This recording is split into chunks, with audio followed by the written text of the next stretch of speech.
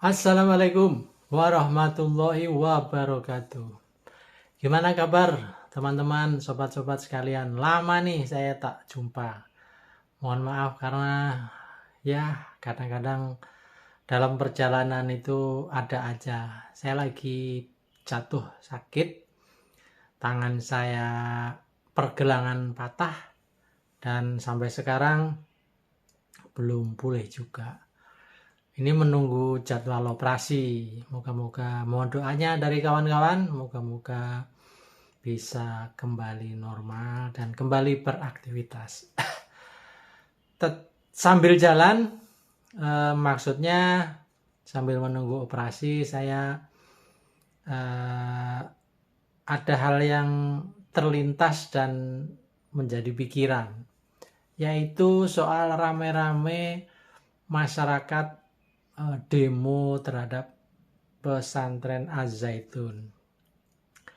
Ada yang bilang pesantren Az-Zaitun sesat, ada yang bilang pesantren Az-Zaitun terindikasi NII dan lainnya maksudnya.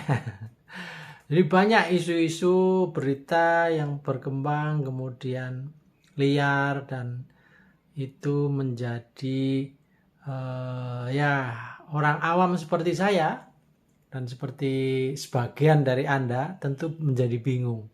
Yang benar yang mana sebenarnya? Jadi fenomena Al-Zaitun adalah fenomena kita. Kenapa disebut fenomena kita?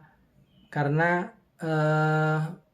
kalau ada isu, ada persoalan, itu saya kadang-kadang jadi bingung juga. Katakanlah ini satu sisi kita menyebut pesantren Al-Zaitun, di mana otoritas pesantren itu perizinannya ada di Departemen Agama, Kementerian Agama. Tentu pertanyaannya, kalau itu dianggap menyeleweng, dianggap ajarannya sesat, kenapa tidak ada pengawasan dari pemberi izinnya itu? Jadi kalau kemudian sekarang sudah besar, gedungnya megah, masjidnya besar, santrinya juga sangat banyak, dan kemudian dianggap sesat. Nah, sebenarnya kontribusi kesalahan tentu bukan hanya oleh pengelola Az-Zaitun, tapi pengawasnya saya kira juga harus dipertanyakan. Siapa pengawasnya? Ya, Kementerian Agama itu sendiri juga yang membawai persoalan perizinan dan pengawasan terhadap pesantren ini. Jadi kalau kemudian ibaratnya orang sudah diberi SIM, kemudian melakukan pelanggaran, ya kan ada bagian yang mengawasinya.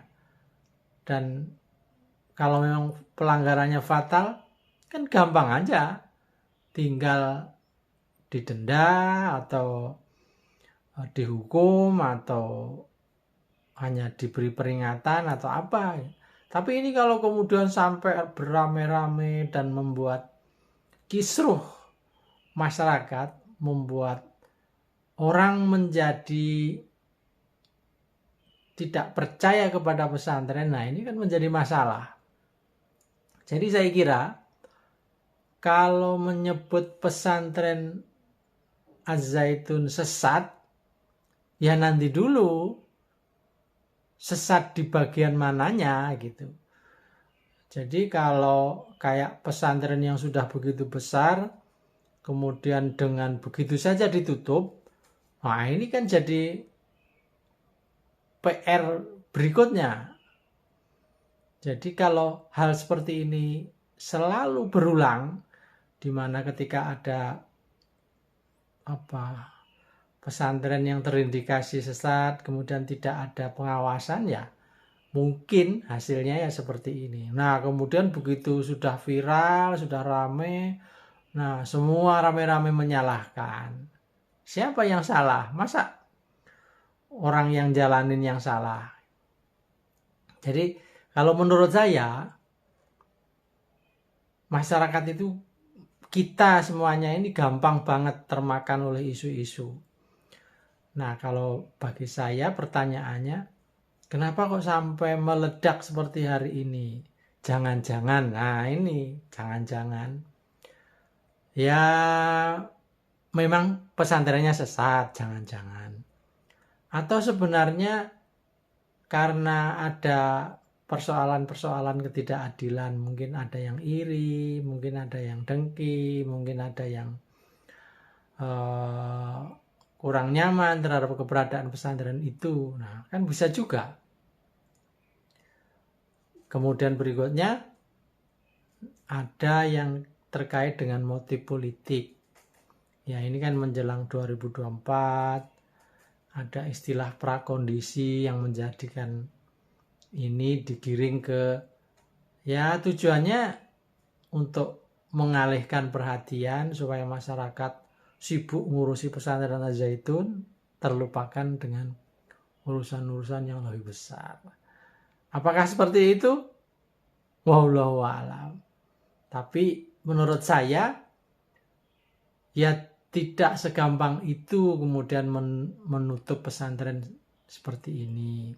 Tapi kalau memang itu sesat, memang itu ajarannya menyimpang, dan akan menimbulkan dampak yang lebih besar lagi bagi kehidupan masyarakat berikutnya, ya apa salahnya pesantren ini segera saja ditutup atau dibubarkan. Begitu teman-teman, itu opini dari saya, Peci Miring. Moga-moga bermanfaat. Wassalamualaikum warahmatullahi wabarakatuh.